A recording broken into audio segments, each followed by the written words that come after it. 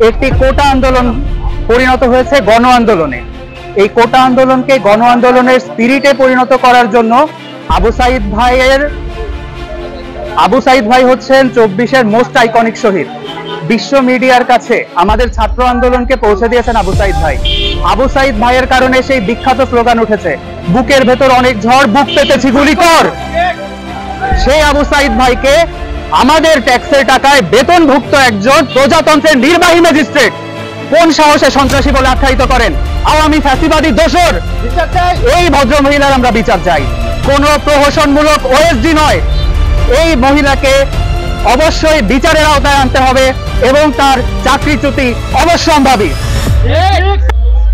একজন, আপনি যদি আজকে জার্মানিতে গিয়ে নাৎসি পার্টির পক্ষে কথা বলেন, সেখানে আপনাকে যেই আইনে ট্রিট করা হবে, আমরা চাই বাংলাদেশে একটি জেনোসাইড ডিনায়াল ল তৈরি হবে, যেই আইনের অধীনে কেউ যদি আমাদের এই গণহত্যাকে, 24-এর গণহত্যাকে, 24-এর গণবিস্ফোরণকে, গণ অভ্যুত্থানকে অস্বীকার করে, অবমাননা করে, এই আইনের অধীনে তার বিচার হবে।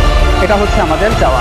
শুধুমাত্র প্রশাসনিক কোনো ব্যবস্থা কিংবা চাকরিচ্যুত কিংবা জনপ্রশাসন মন্ত্রণালয়ে ওএসডি নয়, আমরা চাই এই ধরনের অপরাধকে ফৌজদারি অপরাধ হিসাবে গণ্য করা হোক। এবং আমি এখানে দাঁড়িয়েছি জাস্টিস ফর জুলাইয়ের সপক্ষে।